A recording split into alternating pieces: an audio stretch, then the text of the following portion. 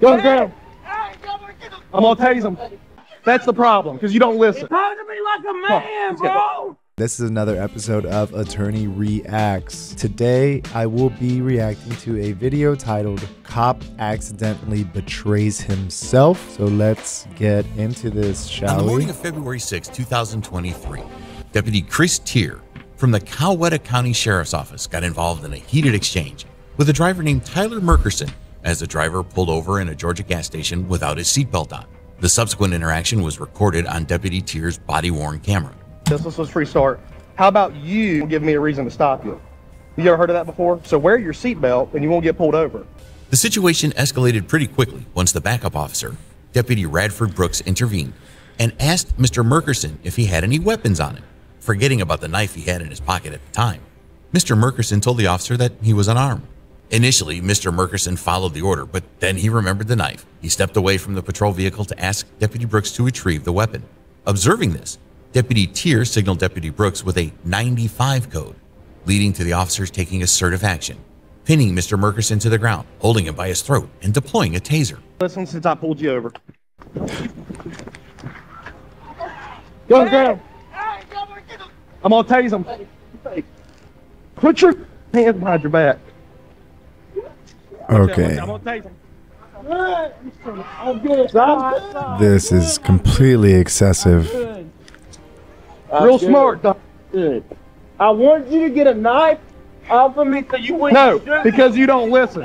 That's the problem, because you don't listen. Right, you Turn around. doing me, man. Okay, so just to start off in this situation, the only defense that the officer would have here is that they're afraid of aggravated assault with the knife. Aggravated assault is intentionally making a significant physical threat or using a dangerous object in a manner that can cause serious bodily harm at a law enforcement official when they're engaged in their official duties. So if the officers perceived the knife as a potential weapon that could cause serious bodily harm, that may have influenced their response of taking them down, holding them by the throat, tasing him while on the ground. Although the driver's willingness here to declare the knife complicates the scenario. I mean, what he's clearly volunteering it. He forgot about it and said, hey, by the way, I have this knife. Can you take it off of me? And then this is their reaction. I'll give you one ticket and a warning for the other, but you can't follow I'm directions. trying to get you to get a knife off. Mr. Merkerson, visibly upset over his treatment, protests to the officers for their conduct.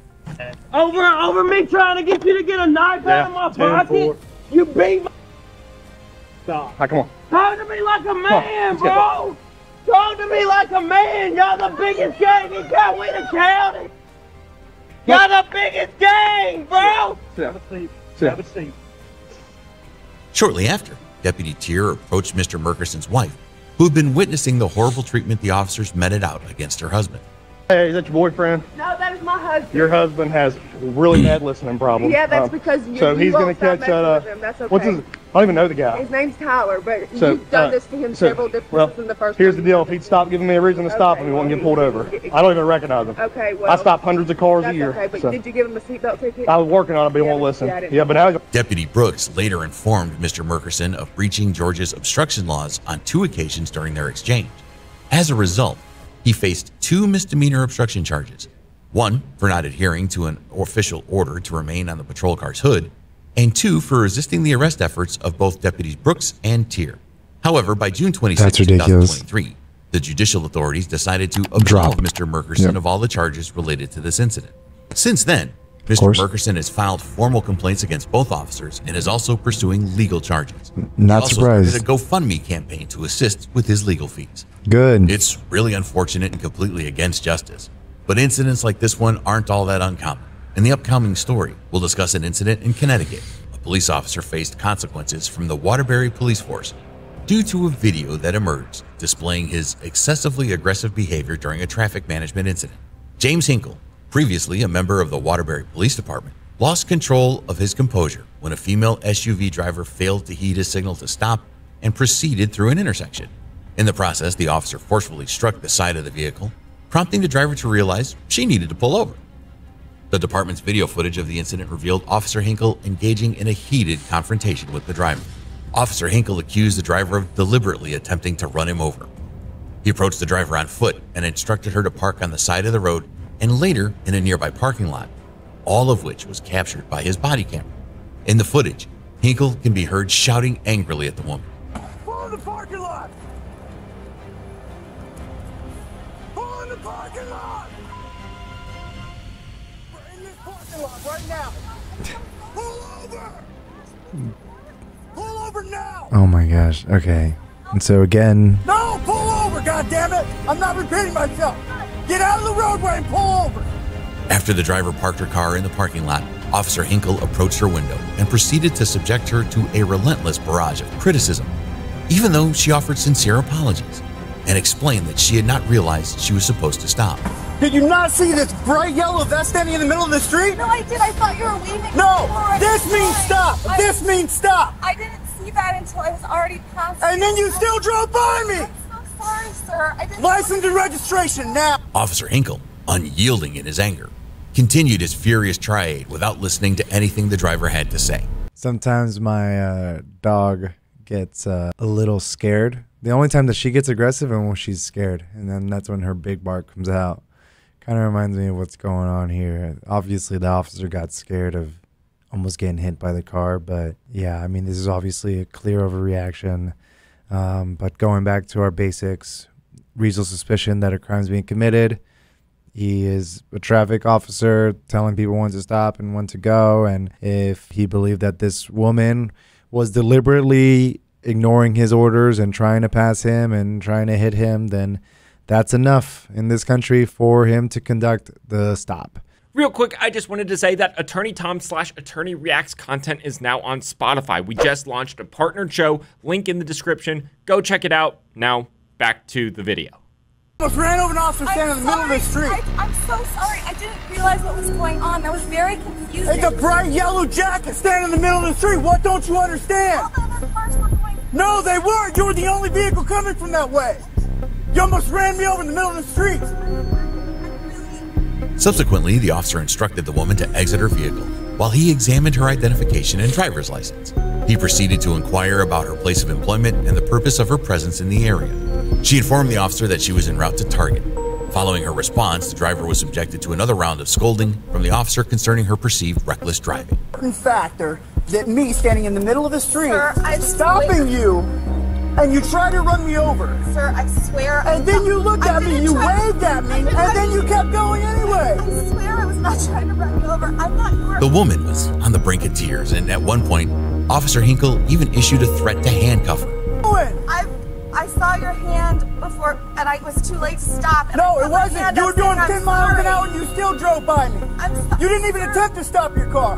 Sir, You're lucky you're not in handcuffs right this second. I'm very sorry, sir. I really. Explain to my kids why they don't have a dad a week before Christmas, because you're trying to run somebody over. Moments This is later, absurd. another police car arrived, with a sergeant emerging onto the scene alongside another officer. Hinkle handed over the license and ID to the other officers to run it through their system. Just before the footage concluded, Hinkle approached the woman again and began to patronizingly outline the proper protocol for interacting with a police vehicle displaying flashing lights on the street. Anytime you see flashing red and blue lights in the middle of the street, it means there's cops present. What should I say? No, stop talking. Stop talking.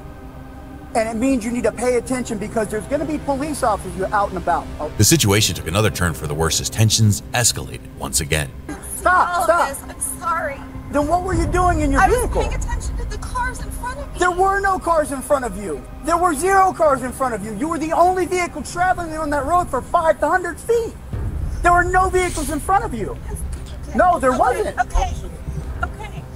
Observing Officer Hinkle's increasingly emotional state, the sergeant intervened, urging him to calm down and escorting him away from the scene. The woman, who remains anonymous, received a ticket at the time, but the charges were later dropped. Following the incident, an Not internal surprised. affairs investigation was initiated to scrutinize Officer Hinkle's conduct and actions during the stop. He was placed on administrative leave during this period. Yep. Subsequently, on January 9th, 2023, Officer Hinkle was terminated from his position after the internal investigation revealed that his behavior had violated department policies. Oh, wow. Waterbury Police Chief Fernando Spagnolo strongly condemned Officer Hinkle's treatment of the driver, deeming it unacceptable and not in line with the professionalism expected of officers in the department. Chief Spagnolo disclosed that the incident Wow. had been brought to his attention by other officers within the department, and during a press conference, he expressed his profound concern, stating, "I haven't encountered a case in my 30 years here that has eroded public trust more than this one." It truly shakes the foundations.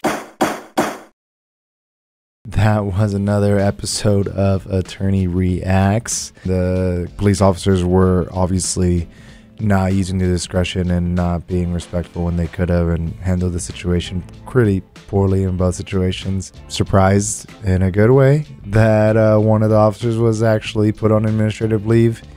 And glad that the gentleman in the first video had his charges dropped. So thank y'all very much for watching. Let me know what y'all think of this video, and we will see you next time. Again, my name is Eric Cardenas. You can find me on social media at Eric Cardenas Law. And thank y'all so much. See ya. Big verdict.